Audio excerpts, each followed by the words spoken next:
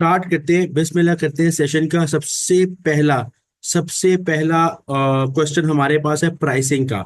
और प्राइसिंग में मैंने वो वाला क्वेश्चन पहले चूज किया है जो कि ऑप्टिमम प्राइसिंग वाला टॉपिक था, जिसमें हम डिमांड और वो जो डिमांड के मुताबिक जो प्राइस चेंज करते हैं, उस डिमांड बेस्ड फंक्शन रिलेटेड जो क्वेश्चन था, जिसमें हम न्यूमेरिकल पूरे स्टेप्स किए थे, वो करवाने जा रहा हूँ। क्योंकि इसके ये थोड़ा इसमें लेंथीनेस है, इसके स्टेप्स थे तो वो स्टेप्स मिक्सअप हो जाते हैं स्टूडेंट्स के। और पेपर की पॉइंट ऑफ व्यू से भी इंपॉर्टेंट है, क्योंकि आ सकता है तो ऑब्वियसली इंपॉर्टेंट है। वैसे इंपॉर्टेंट तो सब कुछ ही है, लेकिन ऑब्वियसली ये वाला जो है ये मुझे जरा मजे का क्वेश्चन भी लग रहा था। और इसके अंदर एक दो गेम भी ऐसी हैं जो हमें देखनी है। ठीक है, अगर हम बात करें, सबसे पहले हम देखते हैं रिक्वायरमेंट में वो कह रहा है calculate the optimum selling price for Parapen. देखते हैं, अभी जाके सवाल पढ़ के देखेंगे पैरापेन क्या चीज है। एंड यहाँ एंड, अच्छा एक बात याद रखना है, एक बात आपने हमेशा याद रखनी है। जब कभी आपने सवाल पढ़ना है, जब कभी पेपर पढ़ते हुए आपने कोई भी क्वेश्चन रिक्वायरमेंट पढ़नी है, वहां पे आपने बड़े ध्यान से देखना है। अगर यहाँ लिखा हुआ है कैलकुलेट, ये बात बड़ी इंपॉर्टेंट है। अगर यहाँ लिखा हुआ है कैलकुलेट, इसका मतलब वो आपको कैलकुलेशन के नंबर देगा। क्योंकि कहीं लिखा होता है कैलकुलेटेड दिस, कहीं लिखा होता है रेकमेंड दिस, कहीं लिखा होता है डिस्कस दिस। अच्छा, जहां पे डिस्कस लिखा होता है बच्चे रिकमेंडेशन लिखाते हैं, मार्क्स नहीं मिलते, क्योंकि उसने आपसे रिकमेंडेशन नहीं मांगी, उसने आपसे डिस्कशन मांगी है। तो ये मेरा बताने का मकसद है कि रिक्वायरमेंट में ये चीज देखना जरूरी है कि क्या चीज उसने मांगी है। अगर वो कह रहा है रेकमेंड, तो फिर चौधरी बनो, फिर मशवरे दो, फिर मसला नहीं है। अगर वो कह रहा है डिस्कस, तो डिस्कस होते हैं सिर्फ हालात देख के उसके बारे में बताना। जिस तरह यहाँ पे देखो नीचे क्या लिखा हुआ है, डिस्कस एंड रेकमेंड। तो अब ये कह रहा है कि उस पर डिस्कशन भी करें और रेकमेंड भी करें, दोनों। यहाँ कह रहे कैलकुलेट तो कैलकुलेट, और जहां पे एंड आ जाए, इसका मतलब कि उस रिक्वायरमेंट के अंदर दो रिक्वायरमेंट्स हैं, उस रिक्वायरमेंट के अंदर दो पार्ट्स हैं, दो रिक्वायरमेंट्स हैं। तो पहला पार्ट ये कह रहा है, यहां तक कह रहा है कि हमें कैलकुलेट करनी है optimum selling price and the resulting annual profit. यानी कि एक तो हमें ऑप्टिमम सेलिंग प्राइस भी कैलकुलेट करनी है, और एक एनुअल प्रॉफिट भी कैलकुलेट करना है, which tier company will make from charging this price का मतलब कि जो हम ऑप्टिमम प्राइस निकालेंगे, वो कह रहा है कि ऑप्टिमम बेहतरीन सेलिंग प्राइस भी कैलकुलेट करो, और उससे रिलेटेड जो एनुअल प्रॉफिट बनेगा, जितना भी उसके मुताबिक प्रॉफिट बनेगा, वो भी कैलकुलेट करो। तो हमारे ये दो रिक्वायरमेंट इसके अंदर हो गई। दूसरा है discuss and recommend whether market penetration और market skimming would be most suitable pricing strategy for tier company when launching the new anti malaria drug. असल में ये इस रिक्वायरमेंट से लग रहा है कि कुछ वो लॉन्च कर रहा है, कोई नया एंटी मलेरिया ड्रग लॉन्च कर रहा है, उसकी बात वो कर रहा है कि वहां पे मार्केट पेनिट्रेशन या मार्केट स्कीमिंग क्या बेहतर रहेगी। तो 8 मार्क्स पे हमें ये चीज भी डिस्कस करनी है। तो स्टार्ट करते हैं क्वेश्चन पढ़ना। सबसे पहले वो क्वेश्चन में कह रहे हैं TR company is the pharmaceutical company. TR company is the pharmaceutical company which researches, develops and manufacture a wide range of drugs. Company ये फार्मास्यूटिकल ड्रग्स पे काम करती है। वन ऑफ द ड्रग्स पैरापेन, एक ड्रग वो कह रहा है उनमें है पैरापेन। एक ड्रग कौन सा है? पैरापेन is the pain relief drug used for the treatment of headaches, and until the last month TR company has a patent on parapain which prevented other companies from manufacturing it। मतलब ये बड़ा important point है। वो कह रहा है उसके पास पैरापेन है, पैरापेन एक उनका ड्रग है, जिससे वो ड्रग है जो कि यूज होता है ट्रीटमेंट ऑफ हेडेक, सर दर्द के लिए यूज होता है। और साथ वो कह रहा है कि पिछले महीने तक अंटिल लास्ट मंथ, पिछले महीने तक TR कंपनी, इसी कंपनी के पास उसका पेटेंट भी था। किसका पेटेंट था? पैरापेन का। पेटेंट का मतलब ये होता है कि उसके पास राइट्स थे कि वो प्रोडक्ट बना सकता है, ड्रग बना सकता है। अगर कोई और इसकी इजाजत के बगैर ड्रग बनाएगा तो वो उसके ऊपर केस हो सकता है। यानी बात ये है कि सिर्फ इसी के पास इजाजत है, लीगली यही बना सकता है, जिस वजह से बाकी कंपनीज उसको बना नहीं सकती थी। ये लिखा हुआ है विच प्रिवेंटेड अदर कंपनीज, यानी कि कोई और कंपनी नहीं बना सकती थी। The patent has now expired, भाई पेटेंट अब हो गया है expire, and several competitors have already entered the market with similar variant of Parapen. मतलब इसका मतलब, इतने पॉइंट का मतलब ये हुआ, वो ये कह रहा है कि वो जो हमारा पेटेंट था वो हो गया एक्सपायर, खत्म हो गया, और बहुत सारे कंपेटिटर्स जो हैं मार्केट में एंटर हो गए सेम पैरापेन लेके। क्योंकि ऑब्वियसली जब पेटेंट खत्म होता है तो अब तो सबके पास इजाजत है, तो कंपेटिटर ऐड हो गए, which are made using the same active ingredients. और बता रहा है कि पैरापेन भी सिमिलर वेरिएंट और इंग्रेडिएंट्स भी सेम वही यूज हो रहे हैं, यानी सेम वही चीज। पहले आपके पास इजाजत थी अकेले, लेकिन अब आपका पेटेंट एक्सपायर हुआ तो बाकी सब भी उस प्रोडक्ट को बना रहे हैं, बेच रहे हैं, बना रहे हैं। अच्छा, यहां तक हमें एक आइडिया होता है कि एक ड्रग है, यहाँ तक एक आइडिया होता है कि एक ड्रग है, और वो ड्रग पहले हम मुफ्त में आते हैं, अब पूरी मार्केट बना रही है। ठीक है, आगे, T R company is reviewing it's pricing policy. अच्छा, यहां तक पहले पैराग्राफ से ये भी पता चलता है, पहले पैराग्राफ से ये भी पता चलता है कि देखो, पहले इनके पास था पेटेंट, पहले इनके पास था पेटेंट। पेटेंट का मतलब है कि कोई भी इनके अलावा वो ड्रग नहीं बना सकता। अब कोई भी इनके अलावा वो ड्रग नहीं बना सकता का मतलब ये भी तो है कि हो सकता है कि पहले ये अपनी मर्जी की प्राइसेस चार्ज करते हो, पहले ये अपनी मर्जी की प्राइसेस चार्ज करते हो, क्योंकि पहले तो ये मालिक थे, पहले तो प्रोडक्ट के मालिक थे, और कोई भी प्रोडक्ट नहीं, ड्रग नहीं बना सकता था। तो ये हो सकता है कि ये पहले हैवी प्राइसेस चार्ज करते हैं और कस्टमर पे करता होगा, मजबूर इन कस्टमर पे करता होगा। लेकिन अब उसने जो हमें ये रिक्वायरमेंट दी है कि हमने उसी पैरापेन की ऑप्टिमम प्राइस निकालनी है। ऑप्टिमम प्राइस क्या होता है कि डिमांड देख के। तो जब नए बंदे एंटर हुए हैं, स्टोरी कुछ इस तरह लग रही है कि जब नया कंपेटिटर्स ऐड हुए हैं ना, तो अब इसने कहा है कि हम वो प्राइस सेट करेंगे जो बेस्ट प्राइस है, क्योंकि अब जो है बाकी कंपेटिटर्स आ गए हैं। आप अगर 2 रुपए की चीज बेच रहे हो, कंपेटिटर वही चीज 1.5 रुपए की बेच के 1 रुपए की भी तो बेच सकता है।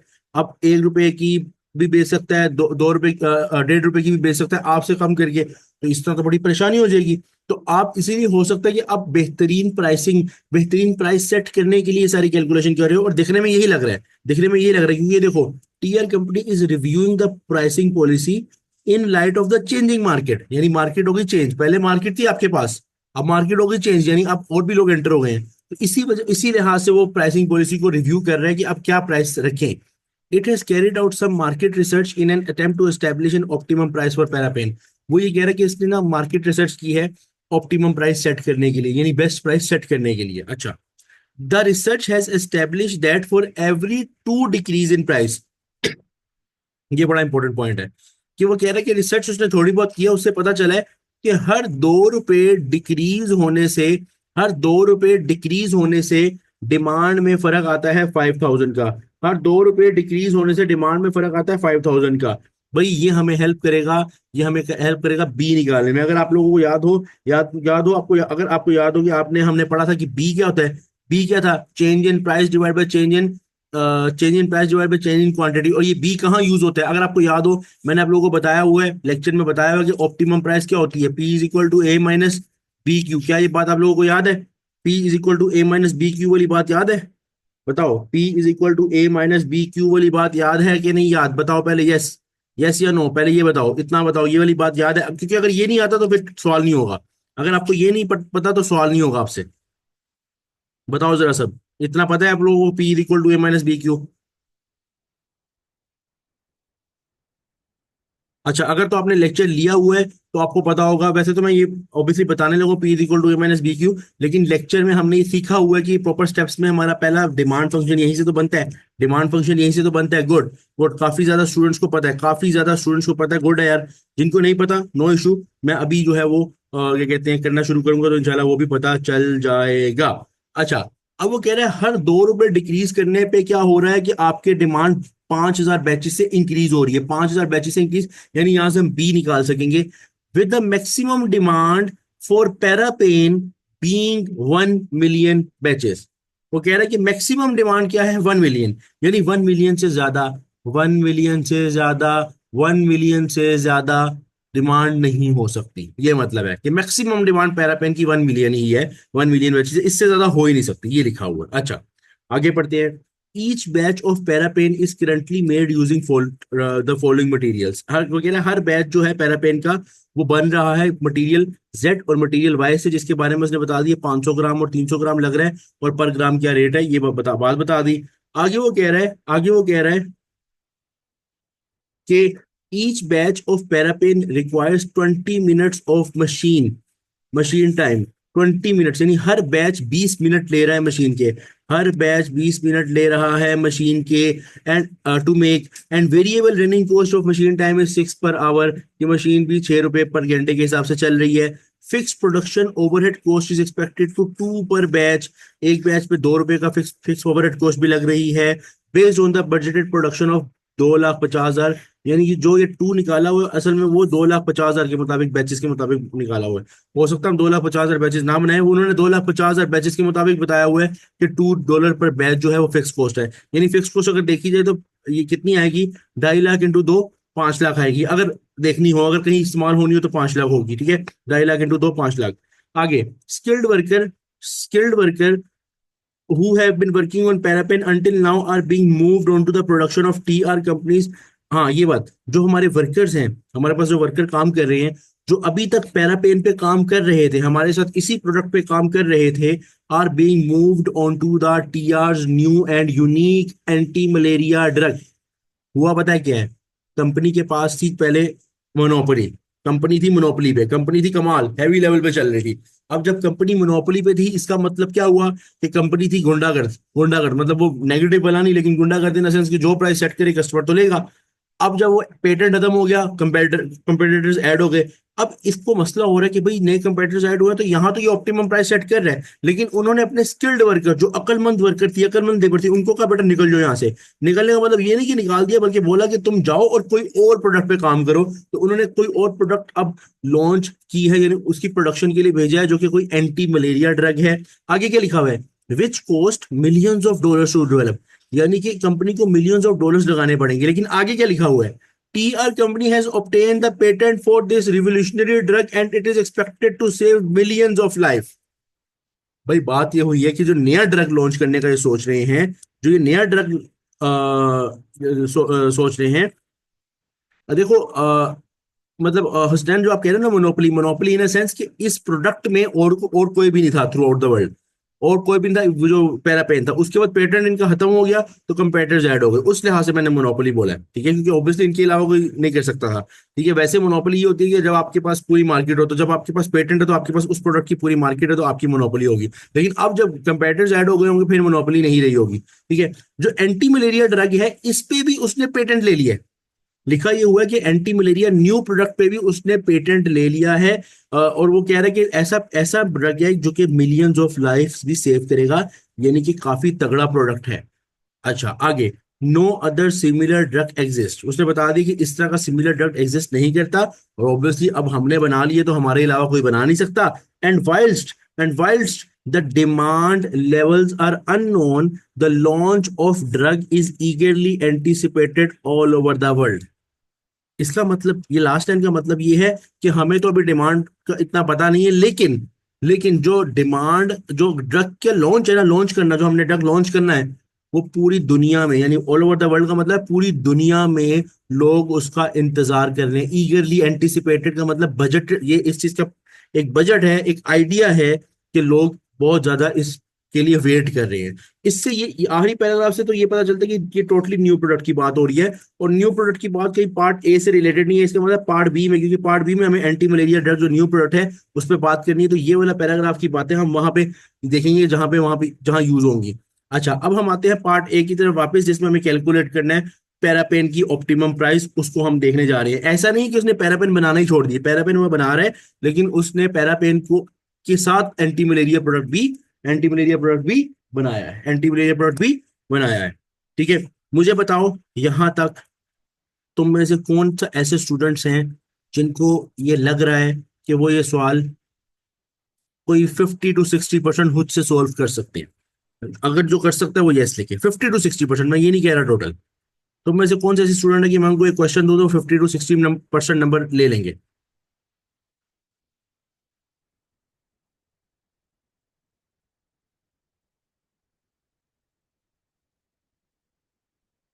देखो, अब तुम में से तकरीबन कोई 14 बच्चे, 14-15 बच्चे हैं, कि तुम में से तकरीबन ये कहते हैं 7-8 ने मुझे बोला कि तुम लोग जो है ना, ये क्वेश्चन 50%, 60% कर सकते हो। इसका मतलब ये है कि तुम लोग इस वक्त सही स्टेज पे हो। इस वक्त सही स्टेज पे हो। अगर तुम्हें क्वेश्चन पढ़ के ये लग रहा है ना कि तुम 50 to 60% कर सकते हो, तो जब तुम स्टार्ट करोगे और तुम्हारी प्रैक्टिस अच्छी होगी, तो तुम इंशाल्लाह इसको 80-90% तक भी इजीली ले जाओगे।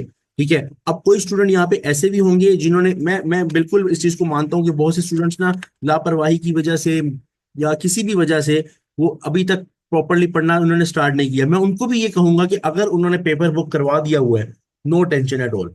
आज से पढ़ना स्टार्ट करे, आज से रेगुलर सेशंस ले, आज से क्वेश्चंस को समझना सीखे, लेक्चर्स अगर मिसिंग है वो कंप्लीट करे।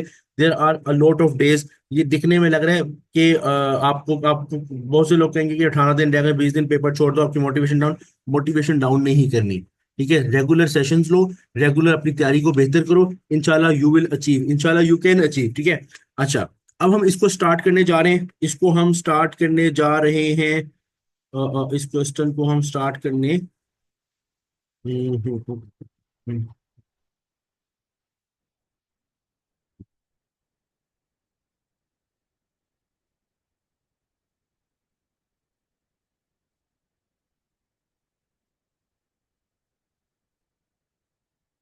अच्छा भाई, अब ये हमारे सामने क्वेश्चन है।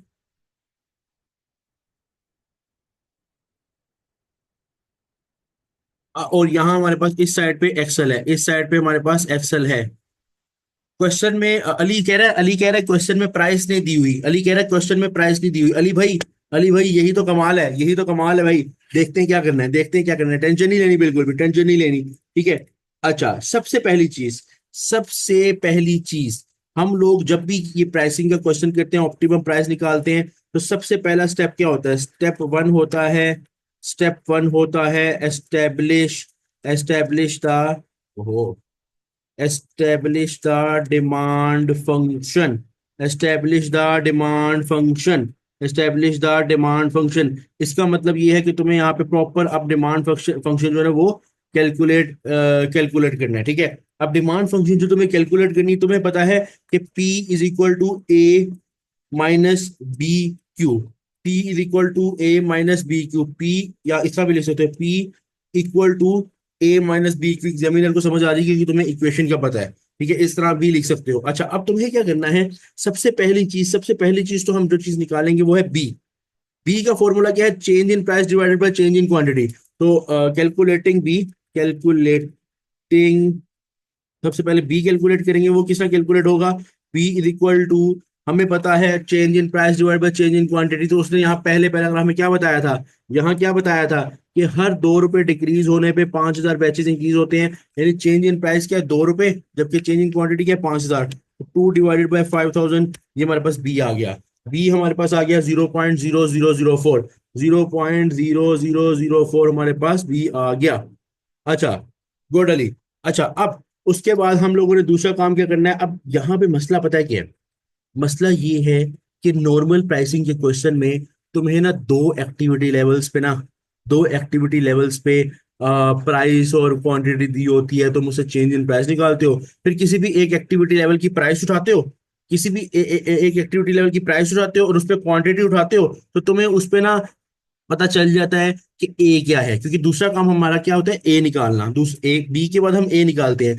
ए के लिए बी तो आ चुका हुआ है, लेकिन पी और क्यू भी तो निकालना है। तो उसके लिए जनरली क्या होता है कि सवाल में एक प्राइस और उसके मुताबिक क्वांटिटी दी होती है। ये इस क्वेश्चन में थोड़ा मसला है कि इस क्वेश्चन में ऐसी क्या बात बताई हुई है, ये समझ नहीं आ रही। मतलब कि ऑब्वियसली स्टूडेंट को समझ नहीं आएगी ये चीज, लेकिन हम समझेंगे, हम देखते हैं कि कैसे ये चीज करेंगे। अब तुम्हें पता है P is equal to A minus B Q के लिए तुम्हें कोई ना कोई फिगर्स चाहिए। P और Q तुम्हारे पास पता तो हो किस प्राइस पे क्या क्वांटिटी है, ऐसा तो नहीं गिवन। लेकिन एक बात, उसने इस क्वेश्चन में जो टेक्निकल चीज है जिसके मार्क्स हैं, वो ये है कि उसने इस सवाल में बात की हुई है with the maximum demand for Parapen being 1 million batches. वो कह रहे हैं कि मैक्सिमम डिमांड जो पैरापेन की है वो 1 मिलियन बैचेस है। एक बात याद रखना, मैं यहाँ साइड पे लिखने लगा हूं कि एट मैक्सिमम, मुझे तुम लोगों ने बताना है, मैं तुमसे पूछूंगा, तुमने आंसर बताना है।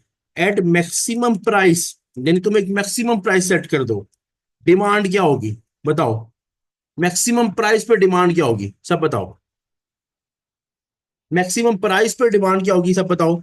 सबने बोला जीरो, गुड। जिन्होंने जिन्होंने बोला जीरो, जिन्होंने को नहीं पता नो इशू। लेकिन मैक्सिमम डिमांड, मैक्सिमम प्राइस पे जनरली डिमांड होती है जीरो।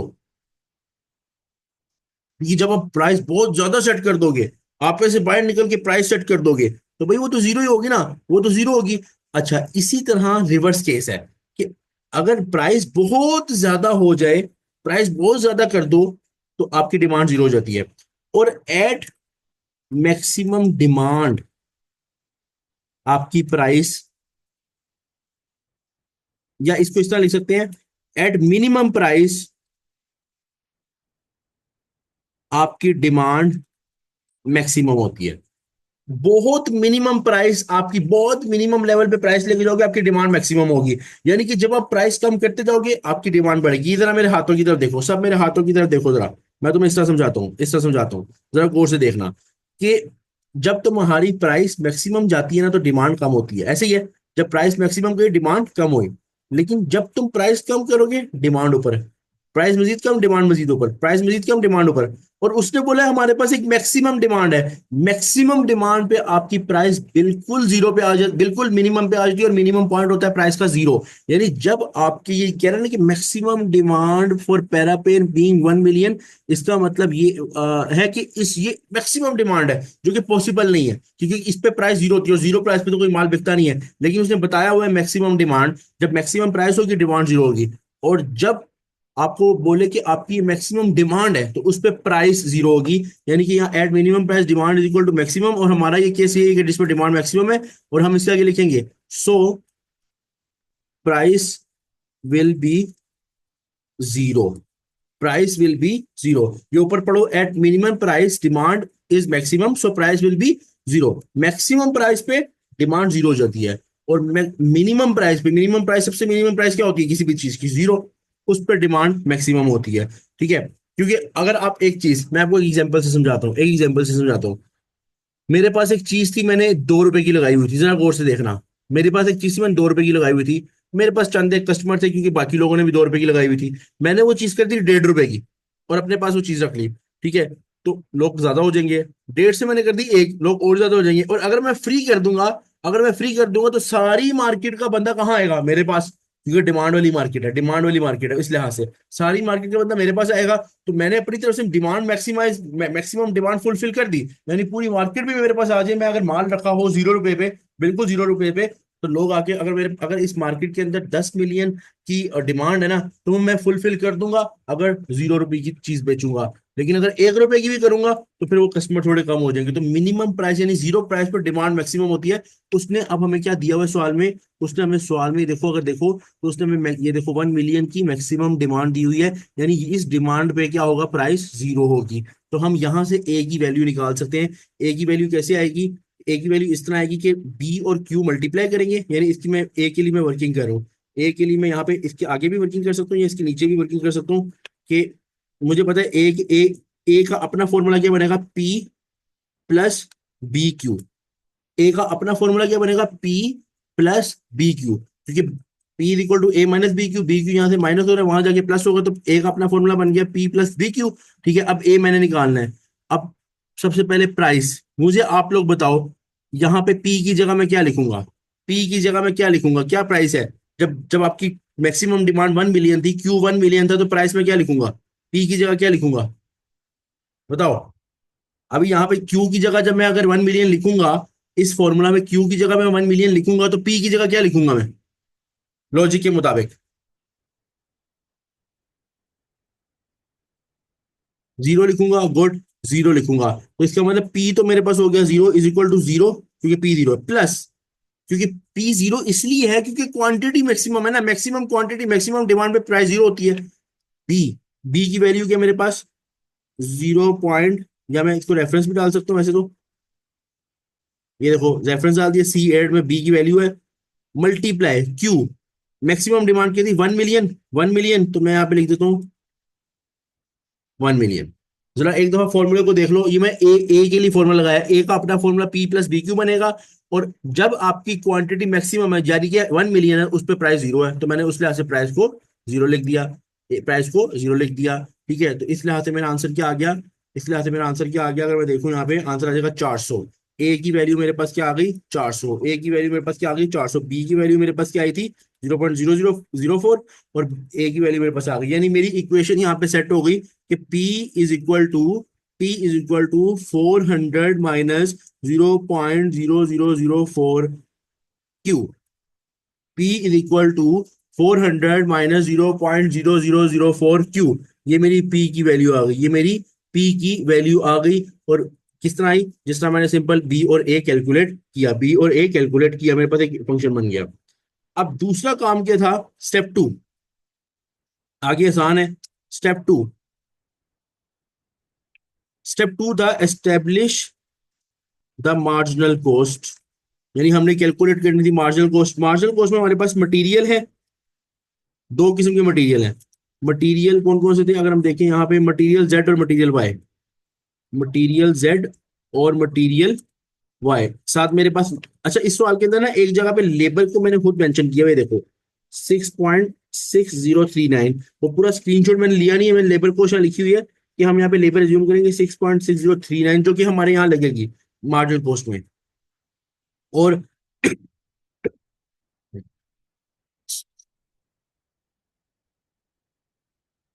अब इसमें मैं क्या लिख रहा हूँ कि मशीन के रनिंग कॉस्ट भी इसमें आएगी, क्योंकि मशीन भी एक वेरिएबल कॉस्ट आएगी ना, मशीन की भी कॉस्ट इसी में आएगी, मशीन कॉस्ट भी इसमें आएगी। और मेरे पास यहाँ पे टोटल में, मेरे पास यहाँ टोटल में एक मार्जिनल कॉस्ट निकलेगी, total marginal cost, total marginal cost. अब मैं क्या करने जा रहा हूँ, इन सारों को लिखने जा रहा हूँ। अगर हम देखें तो पहला जो हमारा कितना यूज हो रहा है, मटीरियल जेड 500 ग्राम, 500 ग्राम मल्टीप्लाई, 1 ग्राम कितने का, 0.10 का, 0.10 का, यानी 50 रुपए का मेरा मटेरियल जेड लगेगा इस बैच के ऊपर, क्योंकि यहाँ पे बैचेस की बात हो रही है, यहाँ पे बैचेस क्वांटिटी है, तो मैं यहाँ पे एक एक करके मार्जिनल कॉस्ट।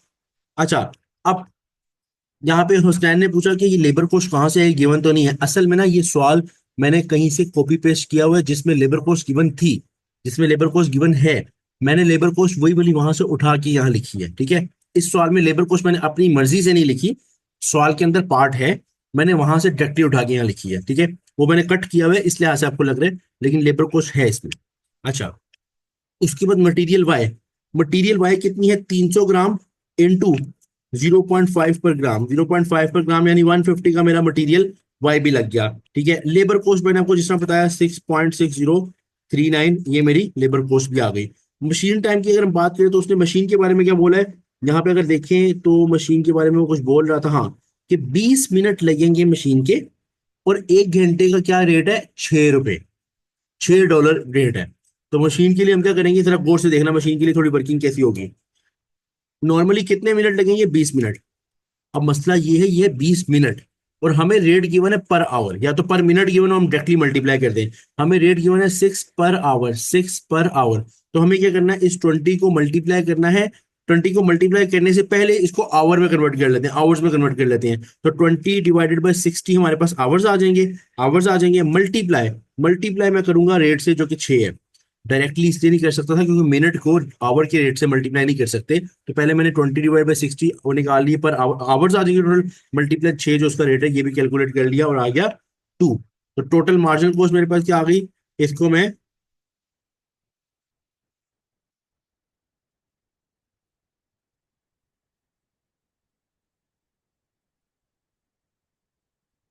ओ,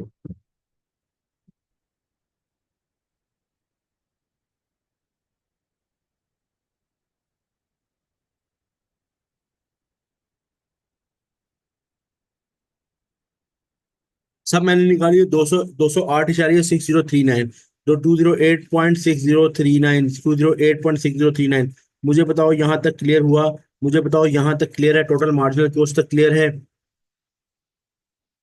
अच्छा, मशीन वाला कहाँ से रिपीट कर देता हूँ, क्योंकि सवाल के अंदर ना यहाँ बताया हुआ है, अगर मैं थोड़ा मेंशन करूँ सवाल के अंदर यहाँ बताया हुआ है कि हम हर बैच जो पैरा पेन के है, उसमें 20 मिनट मशीन के लग रहे हैं, और उसकी वेरिएबल रनिंग कॉस्ट भी है। तो वेरिएबल एक मार्जिनल कॉस्ट होती है, तो हमारे लिए जरूरी है इसको मार्जिनल कॉस्ट में डालें, ठीक है। वो 20 मिनट एक मशीन मशीन टाइम लगता है एक बैच बनाने पे, तो हम हर बैच की, एक बैच की मार्जिनल कॉस्ट निकाल रहे हैं। तो 20 मिनट को मैंने पहले डिवाइड किया, 20 को डिवाइड किया 60 से, आवर्स निकाले, और मल्टीप्लाई रेट उसने मशीन का दिया कि 6 घंटे लग रहे हैं पर आवर, 6 घंटे लग रहे हैं पर आवर, तो मल्टीप्लाई 6 किया तो टोटल मेरे कॉस्ट मिल गई है जो कि वेरिएबल कॉस्ट थी मशीन से रिलेटेड। तो वेरिएबल कॉस्ट है तो मार्जिनल है, इसलिए इसको ऐड करना जरूरी है, ठीक है। क्लियर है यहाँ तक, मुझे जरा सब बता दो सारे स्टूडेंट्स, एक मरतबा मुझे बता दो यस लिख के यहाँ तक, अगर क्लियर है, कोई क्वेश्चन है तो पूछ लो। अगर यहाँ तक क्लियर है तो एक मरतबा यस लिख दो काइंडली। मशीन कोस्ट में इशू है, मशीन कोस्ट में इशू है हुसैन, मैं एक्सप्लेन कर देता हूँ, मैं एक्सप्लेन करता हूँ। असल में, असल में मशीन कोस्ट का ये इशू है, मशीन कोस्ट के अंदर एक वेरिएबल, मशीन जो है ना, मशीन के ऊपर एक वेरिएबल रनिंग कोस्ट लग रही है।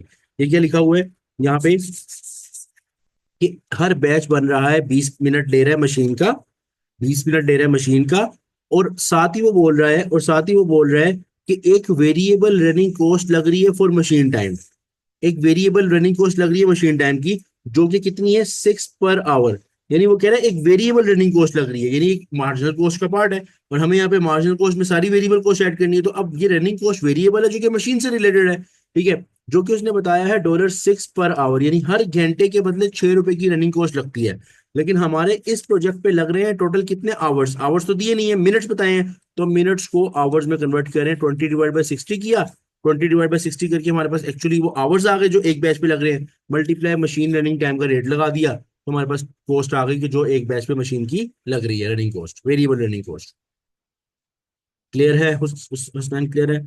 अच्छा, अब ये हो गया स्टेप 2 में हमने मार्जिनल कॉस्ट एस्टेब्लिश कर ली। अब हमें पता है कि स्टेप 2 के बाद हम स्टेप 3 में क्या करते हैं। स्टेप 3 असल में क्या होता है, जिसमें हम मार्जिनल रेवेन्यू का फंक्शन बनाते हैं, मार्जिनल रेवेन्यू का फंक्शन बनाते हैं, और वो क्या होता है कि डबल करना होता है इक्वेशन को। वो इस तरह बनता है, मार्जिनल रेवेन्यू किससे बनता है, marginal revenue is equal to, आगे मैं लिख रहा हूँ, A-2B Q। ये बेसिकली फॉर्मूला होता है मार्जिनल रेवेन्यू का। मार्जिनल रेवेन्यू का फॉर्मूला क्या होता है, A-2BQ, marginal revenue is equal to A-2BQ। Basically जो ऊपर वाला फॉर्मूला है ना, P is equal to A-BQ, उसमें बस 2BQ कर दो तो वो मार्जिनल रेवेन्यू है, मार्जिनल रेवेन्यू। अब आप लोगों को इस बात का पता है, आप लोगों को इस बात का पता है कि हमारे पास एक चीज निकल आई, जो कि हमारे पास एक चीज निकल आई जो कि क्या है, हमारे पास एक चीज निकल आई जो कि क्या है, मार्जिनल रेवेन्यू भी, मार्जिनल कॉस्ट भी, और उससे पहले वैल्यूज ए और बी की भी। अब अब आने लगे एक्चुअल क्वेश्चन, एक्चुअल जो पार्ट जो कि सवाल का मेन चीज है। हमें इस बात का पता है, ये एक रूल है, हमें इस बात का पता है कि ऑप्टिमम प्राइस, ये मैं बता रहा हूँ लेक्चर का पार्ट है, आप लोगों को पता होना चाहिए ये बात। ऑप्टिमम प्राइस उस वक्त आपको अचीव होती है जिस वक्त आपकी मार्जिनल रेवेन्यू और मार्जिनल कॉस्ट इक्वल हो जाए। मुझे बताओ किस किस को ये बात का नहीं पता, अगर नहीं पता तो बताए, ये नहीं पता, किस किस को इस बात का नहीं पता कि ऑप्टिमम प्राइस किस पॉइंट पे अचीव होती है।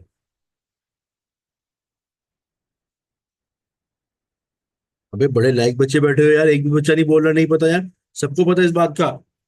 नहीं पता तो बता दो यार, मैंने कौन सा तुम लोगों को कोई मुर्गा बना देना यहाँ पे। अच्छा, तो अब क्या कहते हैं, मार्जिनल रेवेन्यू और मार्जिनल कॉस्ट इक्वल हो। अब तुम्हारे पास एक इक्वेशन आ गई, marginal revenue is equal to A-2BQ। A-2BQ, तुम्हारे पास बी की वैल्यू गिवन है, बिल्कुल गिवन है। तुम्हारे पास, तुम्हें इस बात का भी पता है, तुम्हें इस बात का भी पता है कि मार्जिनल रेवेन्यू जिस लेवल पे जाके मार्जिनल कॉस्ट के इक्वल हो जाए, वहां तुम्हें ऑप्टिमम प्राइस मिलती है, वहां तुम्हें ऑप्टिमम प्राइस मिलती है। 1 मिनट गाइस, 1 मिनट। जी अस्सलाम वालेकुम। हेलो, अस्सलाम वालेकुम। जी जी,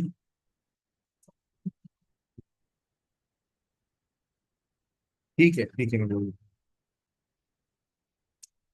अच्छा, अब हमें ये चीज देखनी है, हमें ये चीज देखनी है कि हमें पता है कि मार्जिनल रेवेन्यू मार्जिनल कॉस्ट के इक्वल हो तो हमारा क्या अचीव हो जाता है, हमारे हमारे पास क्या चीज अचीव हो जाती है, एक ऑप्टिमम प्राइस अचीव हो जाती है, एक ऑप्टिमम प्राइस अचीव हो जाती है। तो हम क्या करेंगे, यहाँ पे मार्जिनल रेवेन्यू की जगह मैं लिखूंगा मार्जिनल कॉस्ट। मैंने इस इक्वेशन को, क्या मैं इस इक्वेशन को ऐसे लिख सकता हूँ, marginal cost equal to A-2BQ, क्योंकि ये वो पॉइंट है कि अगर मैं मार्जिनल, क्योंकि मेरे पास मार्जिनल कॉस्ट तो निकली हुई है, मार्जिनल कॉस्ट तो निकली हुई है ऊपर 208.6039। अगर मैं मार्जिनल रेवेन्यू की जगह मार्जिनल कॉस्ट पुट कर दूं, तो इसका मतलब मैं ये एज्यूम करूं कि मैंने मार्जिनल रेवेन्यू और मार्जिनल कॉस्ट को इकट्ठे एज्यूम किया, सेम एज्यूम किया है। और जब मैंने इन दोनों को सेम एज्यूम किया तो इसका मतलब इससे मैं इजीली ऑप्टिमम प्राइस निकाल सकता हूँ। मुझे बताओ ये पॉइंट क्लियर हुआ कि मैंने मार्जिनल रेवेन्यू की जगह मार्जिनल कॉस्ट क्यों लिखी? ये पॉइंट क्लियर हुआ है? जरा जल्दी बताओ ताकि हम फौरन सॉल्व क्लियर करें आगे। जल्दी बताओ बच्चों। अबे तुम लोगों के आगे कीबोर्ड नहीं है? हेलो, यस लिख दो एक अगर समझ आ गई है। अच्छा, अच्छा, अब मार्जिनल कॉस्ट कितनी है तुम्हारे पास, मैं यहाँ लिख रहा हूँ। हमारे पास मार्जिनल कॉस्ट आई थी, ये देखो यहाँ मैं लिख रहा हूँ 208.6039, ये वैल्यू आई थी मार्जिनल कॉस्ट की। यहाँ से हमारे पास A-2BQ जो निकलना है, वो वहां से हमारे पास जो जो चीजें गिवन है वो सिर्फ क्या है, एक तो ए गिवन है, ए हमारे पास 400 गिवन था, -2, बी हमारे पास 0.0004, 3 4 थे, और आगे आ गया क्यू। आ गया क्यू। मैं इसको ऐसे ही लिख रहा हूँ, फॉर्मूला भी मैंने आंसर नहीं निकाला बल्कि बस शो करवाया है। बस मैंने शो करवाया है। जब तुम चाहते हो कि आंसर ना निकले तो इक्वल का साइन ना डालो, पूरा फॉर्मूला शो हो जाएगा, ताकि एग्जामिनर को पता चल जाए कि तुम लोगों को इतना कॉन्सेप्ट आता है कि सारी चीजें डायरेक्टली भी कर सकते हो, कोई मसला नहीं है। लेकिन बात यह है कि शो करोगे तो जरा तुम्हारी अपनी प्रैक्टिस के लिए मैं बोल रहा हूँ, तुम्हारी अपनी प्रैक्टिस के लिए मैं बोल रहा हूँ। मार्जिनल, बच्चे का सवाल है, मार्जिनल कॉस्ट में फिक्स कॉस्ट नहीं आती ना? ओए होए होए होए होए। भाई मार्जिनल कॉस्ट में नहीं आती फिक्स कॉस्ट, क्योंकि मार्जिनल कॉस्ट फिक्स कॉस्ट होती है, मार्जिनल कॉस्ट होती ही वेरिएबल कॉस्ट है। वेरिएबल कॉस्ट का दूसरा नाम मार्जिनल कॉस्ट है, तो फिक्स कॉस्ट यहाँ नहीं आएगी, ठीक है, यहाँ नहीं आएगी। अच्छा, अब यहाँ से मैं क्या करूंगा, मेरे पास सब कुछ गिवन है, तो यहाँ क्या चीज नहीं गिवन, बस इस फॉर्मूला में क्वांटिटी, क्वांटिटी तो मैं क्यू निकाल लेता हूँ। क्यू मैं यहाँ से निकालने लगा हूँ, क्यू मैं निकालने लगा हूँ, किस तरह निकालूंगा, क्योंकि मुझे पता है कि ये जो क्यू है, ये इसको मैं इस तरह भी कर सकता हूँ कि मैं अलहदा से पेज पे हल करूँ और क्यू का डायरेक्ट आंसर निकालूं, क्योंकि फॉर्मूला मैंने ऊपर शो तो कर दिया है, तो मैं इस तरह भी कर सकता हूँ। और मैं अगर चाहूँ तो ब्रैकेट बना के वो सेल के अंदर फॉर्मूला भी लिख सकता हूँ। ठीक है, वैसे क्यू किस तरह का मैं बताता हूँ। हमारे पास इक्वेशन बनी है 208.6039 is equal to 400 - 2 into 0.0004 Q. तो हमें क्या करना है, यहाँ से हम ये पूरी वैल्यू को उठा के दूसरी साइड पे ले जाते हैं और इसको यहाँ पे ले आते हैं। यानी अब इक्वेशन बन जाएगी हमारी 0.0008, कैसे, 2 इंटू 0.0004 क्यू, ये इस एक साइड पे चला गया, इज इक्वल टू 400 - 208.6039। मैं ऐसे भी कर सकता हूँ, ठीक है। अच्छा, अब यहां से क्या करेंगे कि quantity is equal to 400 - 208.6039 divided by 0.0008।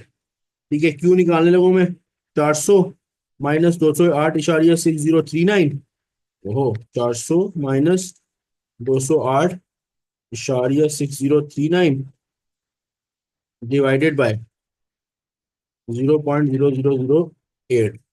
ये मेरे पास आ गई 239,245, 239,245, 239,245 आंसर आ गया क्वांटिटी का। 239,245 आगे भी है वैसे तो, लेकिन चलो हम इतना ही कंसीडर कर लेते हैं।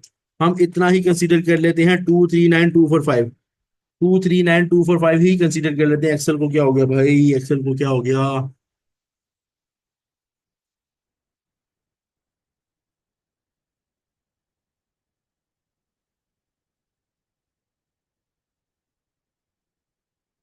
अच्छा, एक्सेल जब तक ठीक होता है, एक्सेल जब तक ठीक होता है हम रुकते नहीं है, हम जरा इसको कंटिन्यू करते हैं, क्योंकि दरमियान में नमाज ब्रेक रखना है, तो वो इसलिए जो है ना इसको बस एंड करते हैं, एंड होने वाला है। अच्छा, अब जरा गौर से इधर फोकस करो, वन नोट पे फोकस करो, क्योंकि सवाल तकरीबन हो गया है। हमारी ये जो क्वांटिटी निकली है 239,245, ये हमारी कहलाएगी ऑप्टिमम क्वांटिटी, बेस्ट क्वांटिटी। क्यों? क्योंकि ये क्वांटिटी हमारी इस तरह निकली है, ये क्वांटिटी हमारी इस तरह निकली है कि जब हमने मार्जिनल रेवेन्यू और मार्जिनल कॉस्ट को इक्वल किया था, और जब मार्जिनल रेवेन्यू और मार्जिनल कॉस्ट को हमने इक्वल किया था, तो हमने यही अज्यूम किया था कि ये बेस्ट पॉइंट है। इस बेस्ट पॉइंट पे पहले प्राइस नहीं निकलेगी, पहले इस बेस्ट पॉइंट पे प्राइस नहीं निकलेगी, पहले इस बेस्ट पॉइंट पे क्वांटिटी निकलेगी। यानी ये हमारे पास वो क्वांटिटी आ गई है कि इतनी क्वांटिटी हम बेचेंगे तो हमें अच्छा भला प्रॉफिट होगा, हमें अच्छा भला प्रॉफिट होगा। ठीक है, मान लेते हैं, ठीक है, मान लेते हैं। लेकिन क्या हमें, हमारा सवाल था कि कैलकुलेट द ऑप्टिमम प्राइस, कोई मसला नहीं है, लास्ट स्टेप यही तो था। इससे अगला स्टेप यही तो है कि हमने बस क्या करना है कि the optimum quantity put the optimum quantity in price equation. हमारी एक प्राइस इक्वेशन बनी थी ना, ऑप्टिमम प्राइस की इक्वेशन बनी थी ऊपर, जिसके जो हमने क्या लिखी थी, P is equal to 400 - 0.0004 Q. अगर तुम्हें याद हो तो हमारी ये एक प्राइस इक्वेशन बनी थी ना, हमारी ये वाली जो प्राइस इक्वेशन बनी थी, इसमें हमने यही तो सीखा था कि ये हमारी प्रॉपर प्राइस इक्वेशन बनी है, जिसमें डिमांड और प्राइस का एक रिलेशन था, हमने बना ली थी। बस अब क्या करेंगे, जो हमारी ये ऑप्टिमम क्वांटिटी आई है यहाँ पे, इसको यहाँ जब पुट करेंगे, तो भाई जब इस फॉर्मूला में क्वांटिटी ऑप्टिमम पुट करोगे, इस फॉर्मूला में क्वांटिटी ऑप्टिमम पुट करोगे, तो प्राइस भी क्या आएगी, ऑप्टिमम। प्राइस भी क्या निकलेगी, ऑप्टिमम। तो बस अब मैं यही करूंगा, P is equal to 400 - 0.0004, quantity की जगह 239,245।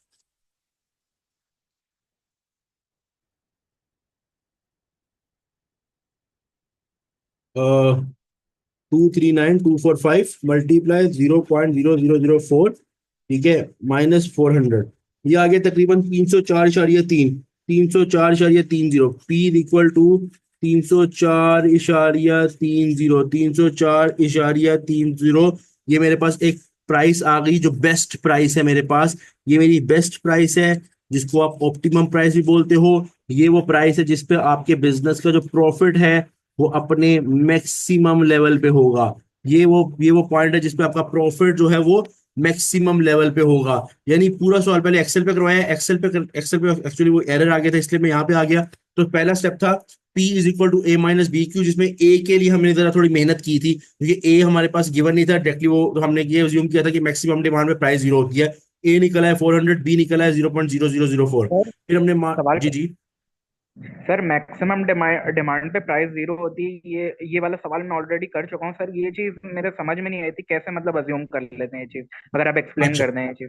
मैं ये बिल्कुल एक्सप्लेन कर देता हूँ। ये सवाल एक दो मैं जरा क्विक रिवाइज कर दूं, फिर नमाज ब्रेक लेते हैं, क्योंकि नमाज करने के बाद, ठीक है, ब्रेक के बाद फिर मैं जो है ना 15-20 मिनट की ब्रेक के बाद फिर आपको ये चीज एक्सप्लेन कर दूंगा, ठीक है। अच्छा, तो उसमें हमने क्या कहते हैं, ये पॉइंट जो है, ये कहते हैं, जो हम ये डिस्कस कर रहे थे कि हमने एक इक्वेशन बना ली, मार्जिनल कॉस्ट को बनाया जो कि 208.60399 आई। उसके बाद मार्जिनल रेवेन्यू का फॉर्मूला यूज किया कि A-2BQ, जिसमें हमने मार्जिनल रेवेन्यू को मार्जिनल कॉस्ट पे लेके गए, यानी इक्वलाइज किया। और उससे क्या हुआ कि क्यू निकाला जो कि ऑप्टिमम क्वांटिटी है, और उसको प्राइस फंक्शन में डाल के, प्राइस फॉर्मूला में डाल के ऑप्टिमम प्राइस निकाल ली, ठीक है। यहां तक हमने प्राइस निकाली है। अभी हमने इसका सेकंड रिक्वायरमेंट प्रॉफिट निकालना है first of all. Secondly, student का जो क्वेश्चन है, जो ये दो चीजें, ब्रेक लेते हैं नमाज की तकरीबन 9:10 पे, 25 मिनट की ब्रेक मैं दे रहा हूँ, 20-25 मिनट की, 9:05 9:10 पे मैं दोबारा स्टार्ट करूंगा। फिर इंशाल्लाह हम इसको कंटिन्यू करेंगे, इस क्वेश्चन को आगे देखेंगे। और आज हमने आगे भी पढ़ना है, यानी कि इसके बाद हमने प्राइसिंग के बाद हमने एक लिमिटिंग फैक्टर के भी क्वेश्चन को देखना है। तो ज्वाइन रखें, बस नमाज ब्रेक लें, उसके बाद मिलते हैं इंशाल्लाह। ब्रेक है यहाँ पे, ब्रेक है यहाँ पे।